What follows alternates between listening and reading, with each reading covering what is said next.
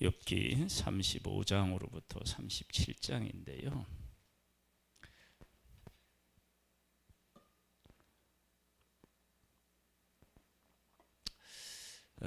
오늘 말씀의 제목은 영적 전쟁이란 이란 주제를 가지고 말씀을 나누는데 욥이라고 하는 한 사람이 있습니다. 이 한 사람이 하나님을 경외하며 믿음으로 살려고 애를 쓰는데 이 욥을 쓰러뜨리려고 한다는 거예요. 우리는 보통 영적 전쟁 그러면 이런 생각을 해요. 자, 욥이 하루아침에 모든 재산, 모든 자녀, 그리고 건강마저도 다 잃고, 그리고 사람들도 다 떠났습니다. 그런 일이 일어난 것은 사탄이 그곳에 욥의 인생에 개입해서 생긴 일이에요. 이것을 영적 전쟁이라고 얘기해요. 그러면 영적 전쟁의 본질이 뭔지 혹시 생각해 봤어요? 왜 사탄은 욥의 재산과 자녀 그리고 건강까지 다 빼앗아 갔을까요? 네?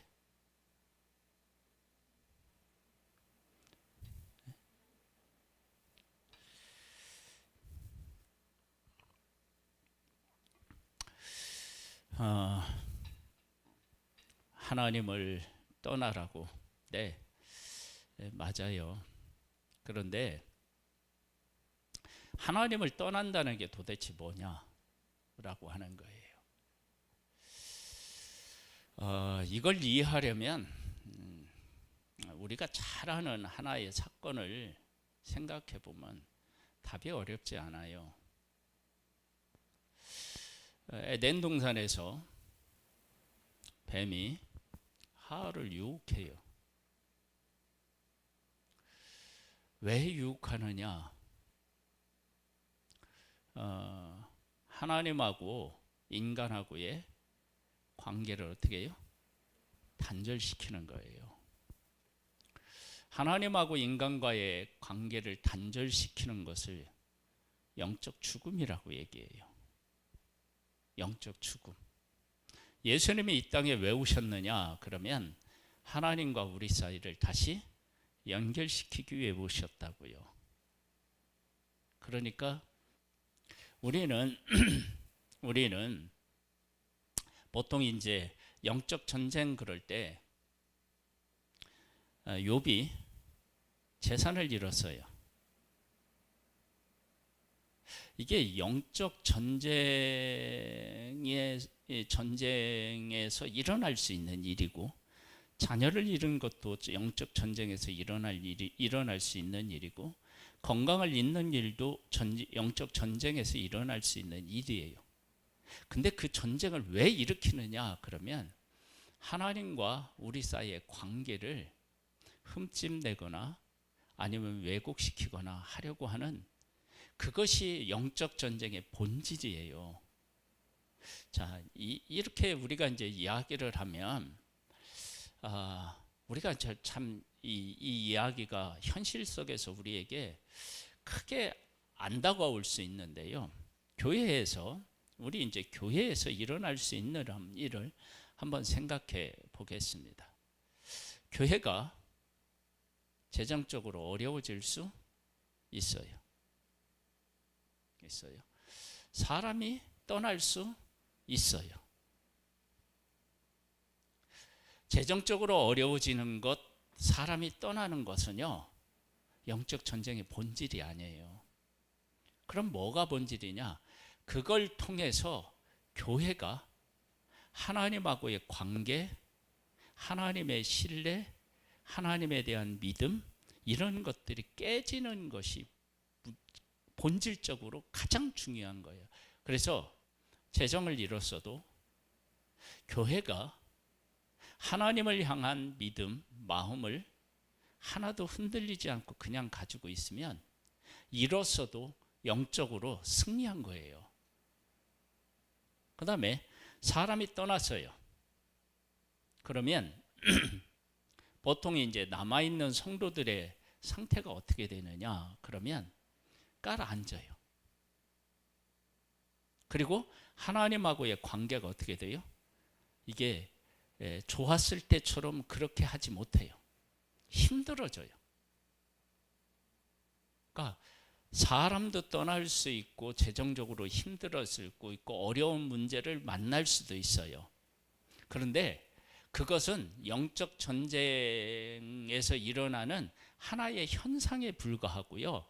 진짜 영적 전쟁은 뭐냐면 그런 일을 통해서 하나님과 우리의 사이를 어떻게 해요? 갈라놓고요. 틀어놓고요. 원망하게 하고 불평하게 하는 그것이 영적 전쟁의 본질이에요. 본질.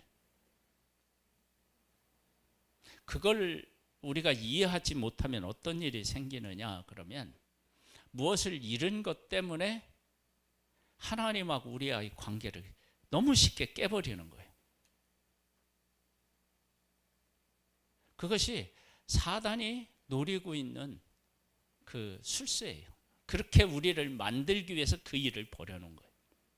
그래서 하나님하고 나하고의 이 관계는 그 어떤 것으로도 깰 수 없다라고 하는 사실을 분명히 깨달아 알고 그것을 고백하면 우리는 잃어도 이게 진 게 아니에요. 사람이 떠나도 진 게 아니에요. 이긴 거예요. 욥이 재산을 잃고 자녀를 잃었을 때 어리석게 원망하지 않았다고 그랬죠. 하나님하고의 관계를 지속한 거예요. 그러면 그때 승리한 거예요. 그래서 하나님께서는 욥을 향하여 사탄에게 욥에 대해서 이렇게 말씀하시잖아요. 뭐라고 말씀하셔요? 이렇게 하셔요.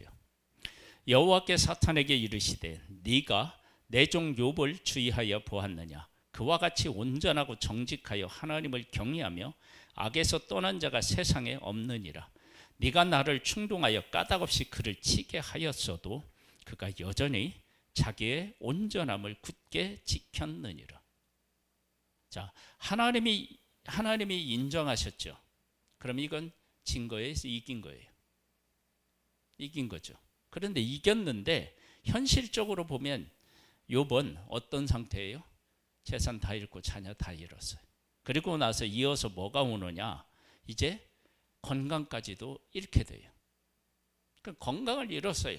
그런데 욥이 여전히 하나님을 신뢰하고 하나님을 찾고 하나님을 의지하면 다 잃어서 아무것도 없는데 영적으로 보면 뭐 한 거예요? 승리한 거예요. 승리하고 있는 거예요. 사탄은 우리의 것을 가져가는 것이 그게 목적이 아니에요. 사람을 떠나게 하는 게 목적이 아니에요. 그걸 통해서 내가 하나님을 신뢰하고 하나님을 믿고 따르고 의지하는 그 믿음을 흔들려고 하는 게 목적이에요. 그래서 그것이 흔들리지 않으면 나는 영적으로 어떻게 해요? 이미 승리한 사람인 거예요. 그래서 예수님께서도 십자가를 놓고 뭐라고 했냐면 내가 영광을 얻을 때다. 십자가에서 모진 핍박, 고난, 조롱 이런 것들을 당하는데 그게 무슨 영광이에요? 왜냐하면 하나님하고 예수님하고의 관계가 그 십자가로 인해서 전혀 손상되지 않고 하나님은 아버지시고 예수님은 아버지를 의지하고 신뢰했기 때문인 거예요. 이걸 놓치면 어떻게 되느냐? 우리가 사탄에게 속아서 승리한 것 같은데 진 것일 수도 있어요. 어떻게?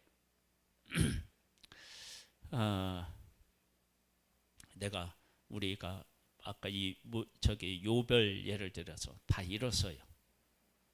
다 잃었어요. 내가 잃은 것을 찾기 위해서 애를 쓰다가 그것을 중요하게 여기다가 하나님하고의 관계를 놓쳐버리면 그걸 다시 회복했다 할지라도 그건 승리한 게 아니에요. 사람이 나를 떠났어요. 그래서 사람이 돌아왔어요. 그런데 내가 그 과정에서 하나님하고의 관계가 깨지면 그건 승리한 게 아니에요.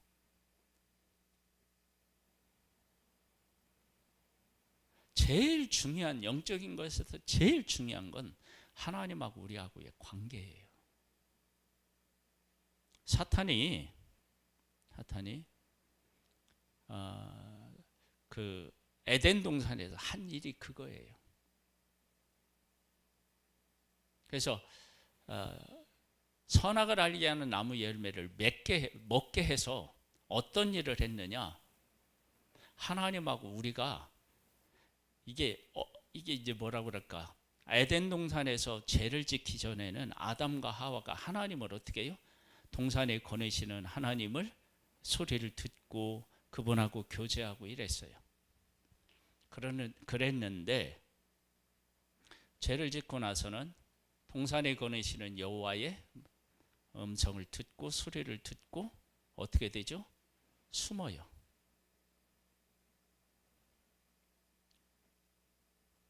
그리고 성경은 선악을 알게 하는 나무를 열매를 먹어서 어떻게 됐느냐? 하나님과 우리가 원수지간이 됐대요. 왜냐하면 죄가 침투해서 그래요. 그래서 어떤 일이 있더라도 하나님하고 나하고의 관계를 지켜내면 다 잃었어도 승리한 거고 다 떠났어도 승리한 거고요. 내가 잃었다가 다시 찾아도 사람들이 다시 와도 나하고 하나님하고의 관계가 깨져 있다 그러면 영적으로는 이게 승리한 게 아니고 실패한 거예요. 이걸 놓치면 어떻게 되냐면 마귀의 술수에 놀아난다고요. 그래서 우리가 무엇인가를 잃고 떠나고 할 때 사람을 의지하거나 그 물질을 의지하거나 그랬던 나의 삶을 돌아보고 그것이 없어도 하나님하고 나하고의 관계에서 나는 내 삶의 의미를 찾겠다. 그렇게 나오면 그 사람은 승리한 거예요. 근데 이제 우리가 보통 우리 여기 욥 같은 경우도 이제 마지막 부분에 보면 하나님이 그를 회복시키시죠. 근데 회복시키시는데 그 회복한 것이 승리가 아니고요. 끝까지 하나님하고의 관계를 어떻게 해요? 유지시킨 것이 그게 승리인 거예요.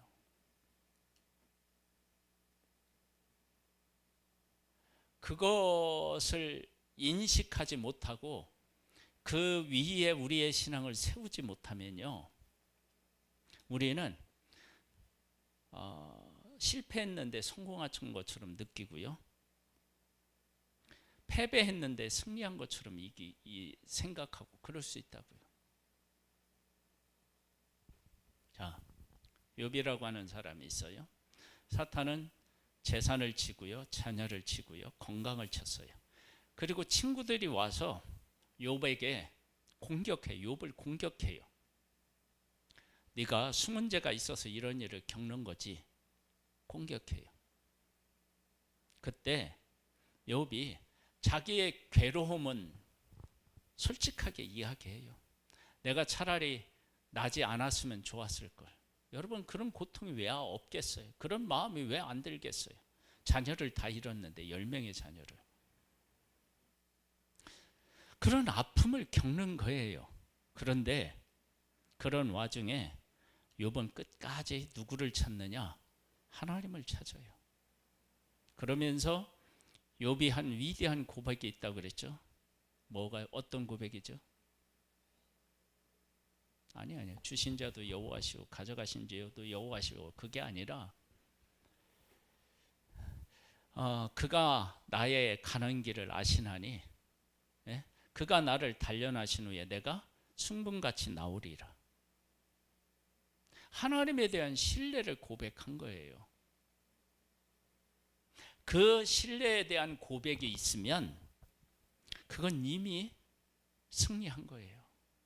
그러니까 이 부분에 대해서 정확하게 이해해야만 됩니다. 자, 예수님이 십자가를 지셨어요. 십자가를 지실 때 예수님 곁에 누가 있었죠? 아무도 없었어요. 여인들이 십자가 밑에 있었다고 얘기하지만 그건 예수님의 십자가를 의미를 알고 있었던 게 아니에요. 그러니까 같이 있었다고 말할 수가 없어요. 그렇게 아무도 함께하지 않았지만 예수님은 십자가를 져서 십자가에서 죽으시고 그리고 3일 만에 어떻게 했었어요? 부활하셨어요. 예수님 곁에 아무도 없었고 예수님을 다 부인하고 다 도망갔는데 그 예수님의 십자가를 실패라고 우리 얘기하지 않아요. 물론 어떤 사람들은 그때도 그랬듯이 야 십자가에서 내려와 봐. 그럼 우리가 믿을게. 그래서 십자가를 지신 예수님을 실패한 예수님으로 보지만 하나님의 뜻은 예수님이 우리의 죄를 짊어지고 어떻게 해요? 십자가에서 죽는 것이 하나님의 뜻이었다고요. 그리고 그 뜻을 예수님은 성취하시면서 맨 마지막에 예수님이 뭐라고 말씀하셨느냐? 내 영혼을 아버지 손에 의탁합니다. 하나님에 대한 신뢰예요. 그러면 다 떠나고 십자가의 고통을 겪으면서 죽었는데 그 죽은 예수님을 실패한 예수님이라고 하지 않아요. 그리고 3일 만에 그분은 다시 어떻게 해요? 부활하셨어요. 하나님을 신뢰하고 하나님이 원하시는 길을 갔기 때문에 아무도 예수님 곁에 없었지만 예수님의 십자가를 실패한 십자가라고 얘기하지 않아요. 왜?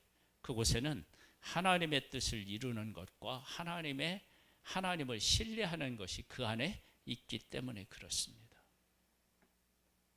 우리가 만약에 그런 상황이었다면 사람들은 나의 삶을 두고 뭐라고 할까요?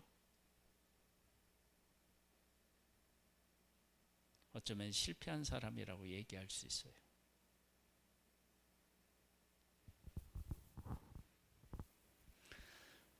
그런데 그건 결코 실패한 것이 아닙니다. 그래서 욥의 친구들이 와서 욥을 공격하고 엘리후도 또 욥에 대해서 막 공격해요. 한번 볼까요? 우리 35장부터 37장이라고 했는데요. 35장 한번 보겠습니다. 엘리후가 말을 이어 이르되 그대는 이것을 합당하게 여기느냐? 그대는 그대의 의가 하나님께로부터 왔다는 말이냐? 그대는 그것이 내게 무슨 소용이 있으며 범죄하지 않는 것이 내게 무슨 유익이 있겠느냐 묻지만은 내가 그대와 및 그대와 함께 있는 그대의 친구에게 대답하리라. 그대는 하늘을 우러러 보라. 그대보다 높이 뜬 구름을 바라보라. 그대가 범죄한들 하나님께 무슨 영향이 있겠으며 그대의 악행이 가득한들 하나님께 무슨 상관이 있겠느냐. 그대가 의로운들 하나님께 무엇을 드리겠으며 그대가 그대의 손에서 무엇을 받으시겠느냐. 그대의 악은 그대와 같은 사람에게나 있는 것이요 그대의 공의는 어떤 인생에게도 있느니라 그랬어요. 자, 보세요. 여기에서 엘리후가 말하는 것 중에서 욥하고 하나님하고의 관계가 어떻게 돼요? 제대로 표현되고 있지 않죠. 물론 원칙적으로 얘기하면 이게 맞아요. 왜 그러냐면 우리가 죄를 짓는다고 우리가 무엇을 한다고 하나님이 영향을 받는 분이 아니셔요. 왜냐하면 하나님은 스스로 계신 분이기 때문에 그 어떤 것에도 영향을 받지 않으셔요. 그러나 하나님과 하나님의 사람 사이에는 항상 어떻게 돼요? 묶여져 있어요. 연합되어 있다고요. 그래서 그 연합되어 있는 건 묶여 있는 것들이 그대로 있으면 그건 승리한 거고요. 우리가 환경적으로 아무리 좋은 것을 가지고 있어도 그것이 깨지면 그건 실패한 거예요. 한국 교회가 어려운 교회도 있지만요, 경제적으로 상당한 그 부를 축적한 교회, 가지고 있는 교회가 있다고요. 그런데 그렇게 외형적으로 화려한 건물을 가지고 있고 또 경제적으로 풍성한 것을 받아 누려도 하나님하고의 관계가 그 교회가 바르지 못하다. 그럼 그건 실패한 거예요. 근데 교회가 어렵고 힘들고 사람도 없는데 그 교회에 있는 사람들 한 사람 한 사람이 하나님하고의 관계가 사랑의 관계로 연결되어 있다. 그러면 그 교회는 살아있는 교회고 승리한 교회라고요. 이 사실을 놓치면 어떻게 되느냐? 우리가 승리와 패배의 그 기준이 완전히 이게 그 혼란스러울 수 있어요. 그래서 우리가 정신을 똑바로 차려야 돼요. 우리의 승리는 뭐가 많은 것에서 오는 게 아니에요. 사람이 얼마나 있느냐의 문제가 아니고 하나님과 나하고의 관계가 어떤 형식으로 제대로 자리 잡고 있느냐라고 하는 것이 영적 승리, 영적 전쟁에서 승리와 패배를 가늠짓는 기준이 된단 말이에요. 그래서 우리들이 가끔 이렇게 어떤 사람이 어려움을 겪으면 우리가 뭐라고 얘기하냐면 그 사람이 영적으로 요즘 문제가 있나 보다. 그런데 여러분, 일어나는 현상은요, 영적으로 문제가 있어서 일어날 수도 있지만 욥 같은 일도 얼마든지 있을 수 있어요.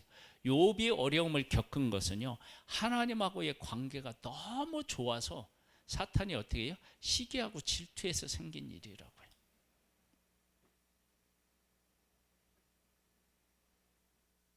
그러니까 우리가 신앙생활을 하면서 이 원리를 제대로 이해하지 못하면 어떻게 되느냐?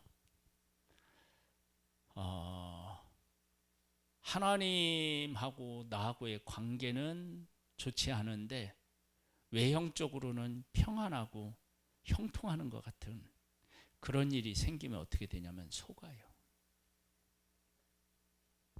그리고 어려운 문제가 있을 때 사람들은 뭐라고 얘기하냐면 저 사람이 예수 믿는데 왜 저런 어려움이 있냐, 그러면서 공격해 와요. 그렇게 공격해 오면 어떻게 되냐면 내가 하나님을 믿는데 이래도 되나 하고 하나님하고의 관계가 어떻게 되냐면 영향을 받아.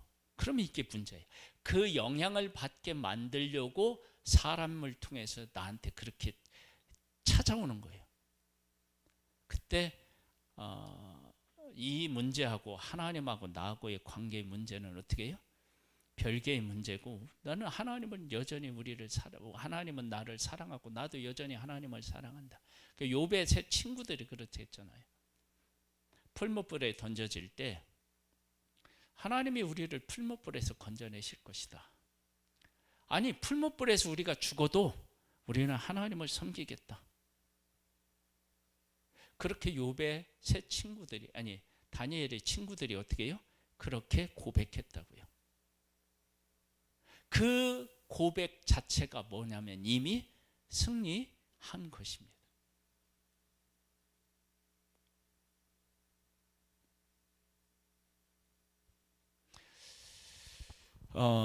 이 귀한 기준을 정말 꼭 간직하고 있어야 됩니다. 하나님하고의 관계가 영적으로 승리했느냐 패배했느냐를 가르는 것이지, 무엇이 있고 없고의 문제가 아니고, 고통을 겪고 있느냐 안 겪고 있느냐 그런 문제가 아니라는 거예요.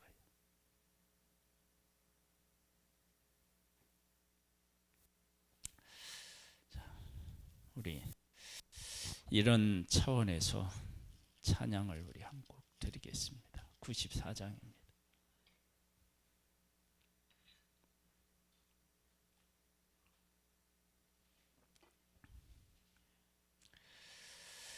주 예수보다도